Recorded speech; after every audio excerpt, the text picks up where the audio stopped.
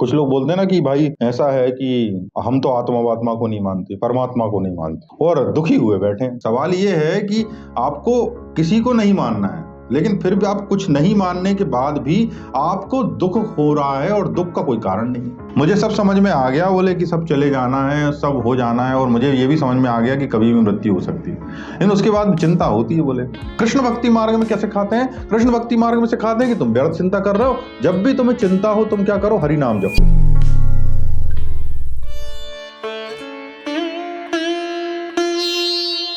हरे कृष्णा।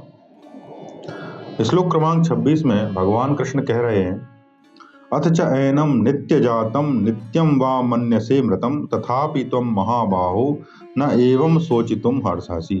किंतु यदि तू इस आत्मा को सदा जन्मने वाला तथा सदा मरने वाला मानता है तो भी यह महाबाहो इस प्रकार शोक करने के योग्य नहीं है। मतलब भगवान कृष्ण कह रहे हैं कि यदि तू उसे आत्मा को सदा जन्मने वाला तथा सदा मरने वाला मानता है, मतलब कुछ लोग मानते हैं ना कि वो आत्मा है ही नहीं, तो कृष्ण कह रहा है या तो तू उसको सदा जन्मने वाला समझता हो या सदा मरने वाला समझता हो, दोनों ही कंडीशन में बोले तुझे दुख नहीं करना चाहिए। कुछ लोग बोलते हैं ना कि भाई ऐसा है कि हम तो आत्मा को नहीं मानते, परमात्मा को नहीं मानते और दुखी हुए बैठे हैं।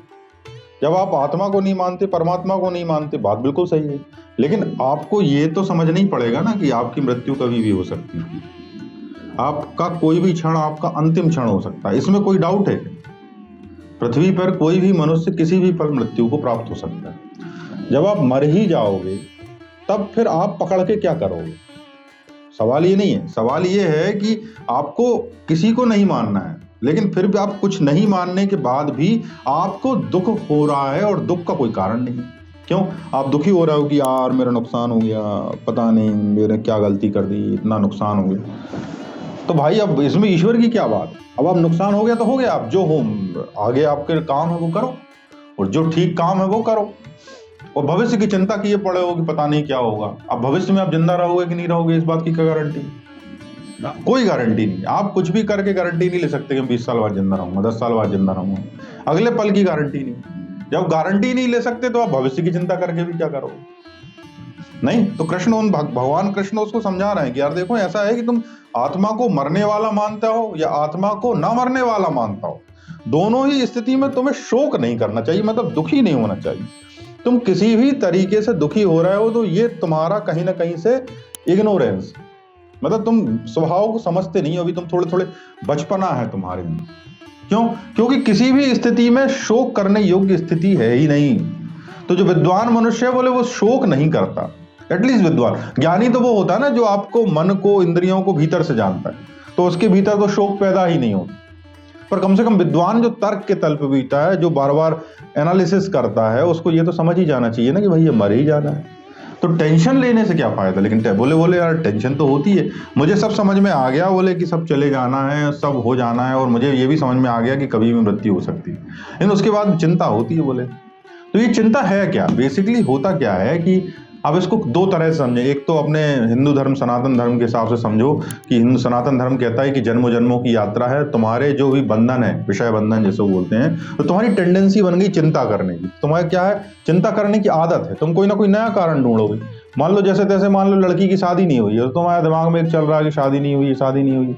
तो जैसी शादी हो जाएगी फिर तुम नई चिंता हो जाएगी, बच्चे नहीं हुए, अब बच्चे हो गए तो तुम कहोगे अब बच्चों को पालेगा कौन?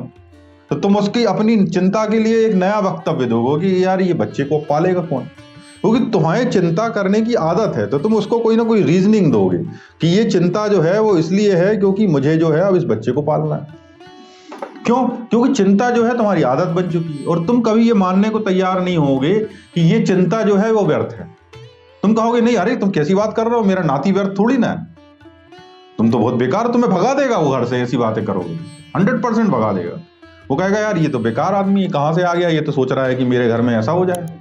जबकि तुम केवल ये कह रहे हो कि तुम जो चिंता कर रहे हो वो व्यर्थ। तुम आराम से बच्चा पालो, कोई दिक्कत नहीं, तुम आराम से उसके साथ घूमो घामो, दिक्कत नहीं। लेकिन तुम्हें जो चिंता करने की आदत पड़ी है, ये इस भाव को दर्शाता है कि अभी तुम्हें कुछ जानना शेष है, अभी तुमने वो चीज नहीं जानी है जिसको जानने के लिए तुम जन्मे हो, जिसको जानना तुम्हारे जीवन का लक्ष्य है।